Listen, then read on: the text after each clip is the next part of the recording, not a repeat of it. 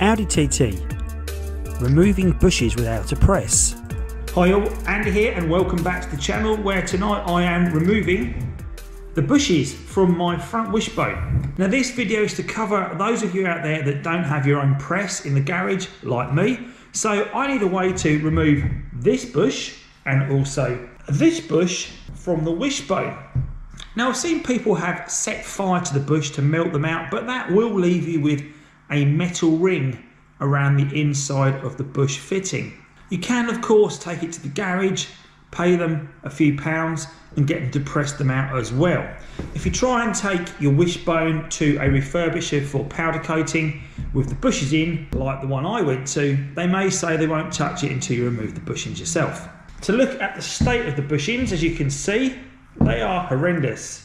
As mentioned, people do burn the bushing out, but instead what I'm going to do is use two methods. I've got a set of transmission pullers that I'm going to use to clamp onto the bush, wind it down and try and force the bushing out. That's method one.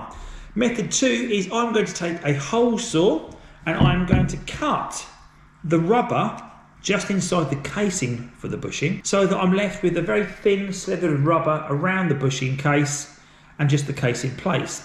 Then I'm going to take a hacksaw and gently just manoeuvre through the bushing casing, weak it enough so I can prise out the screwdriver. For method one, the tools you'll need are a transmission bearing puller tool. These three-legged ones allow you to get a good grip around the wishbone and the bush.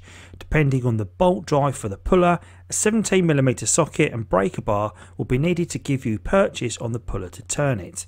For the rear flatter bush, I used a large 36mm socket as the contact point to the rubber bush to push it out. It's preferable to use a vise to secure the wishbone so you can concentrate on turning the puller.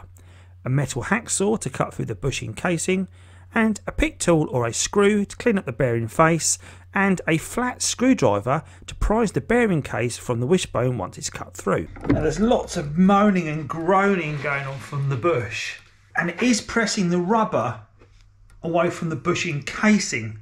Now if I was going to cut this out, it would have the same effect. Obviously my socket is not big enough to take out the metal casing, so on this occasion I'm just going to keep on pushing down with my 36mm socket to see what happens, because it's only going to be the same as cutting it out. Let's have a look what we've managed to do.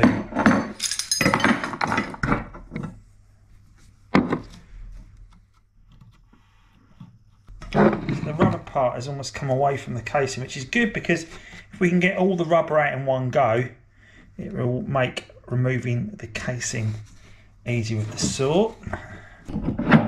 Please note I don't have my wishbone in a vise at this point and you can see me really struggling to get a grip.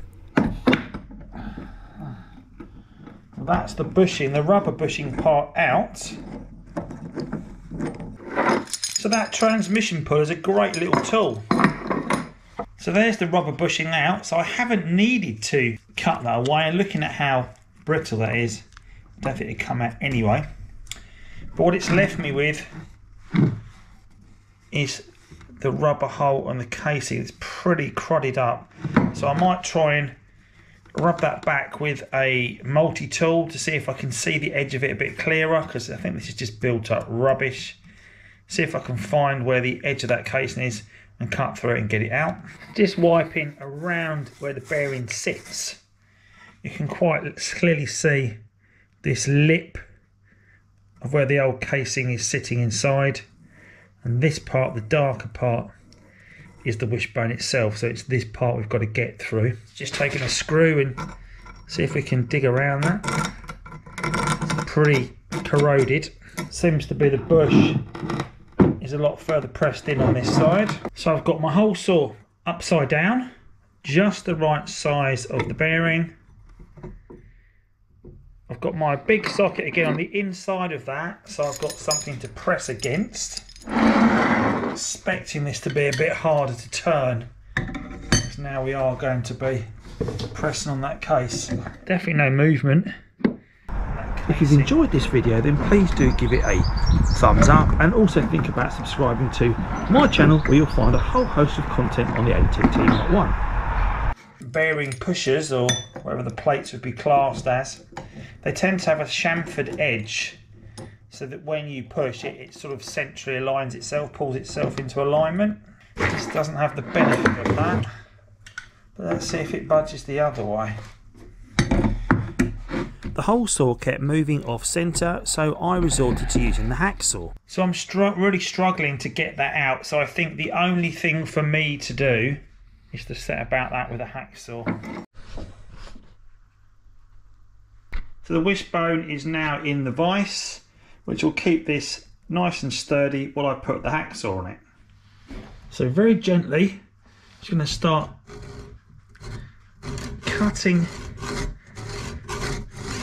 through the bush casing, a little bit at a time. Don't want to go too far, just want to cut through.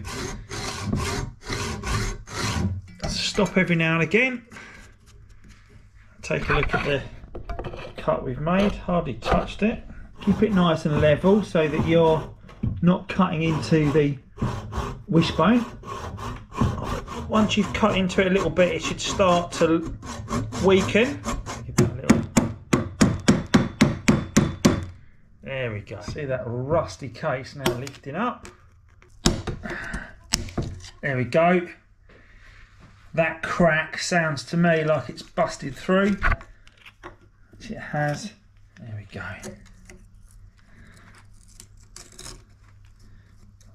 Slide that out.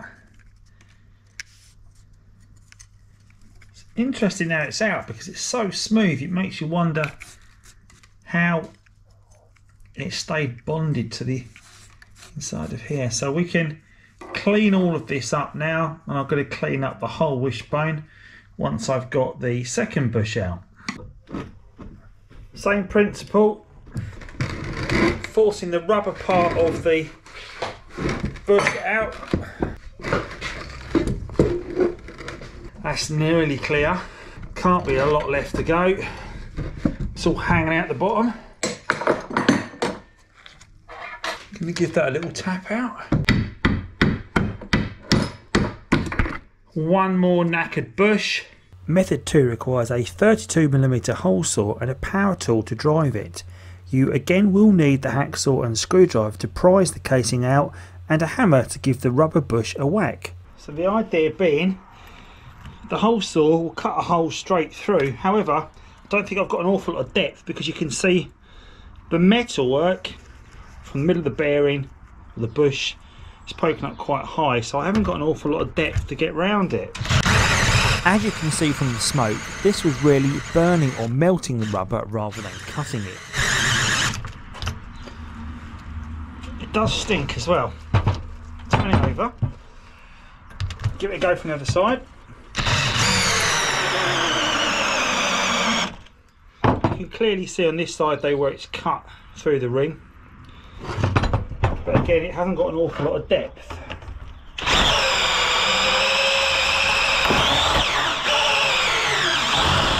So using a thin screwdriver, can I get that through that hole it's cut? Would appear not. So I'm going to write off the hole saw as a bad job. Yes, it will eventually get through. However, on this front bush where there's not an awful lot of rubber around the inner part of the bearing or the bush to get your saw into, you're still going to have to push that one out because there's no room around it. Cutting into the bearing has loosened the rubber enough that when I give it a whack with a hammer, it is now moving.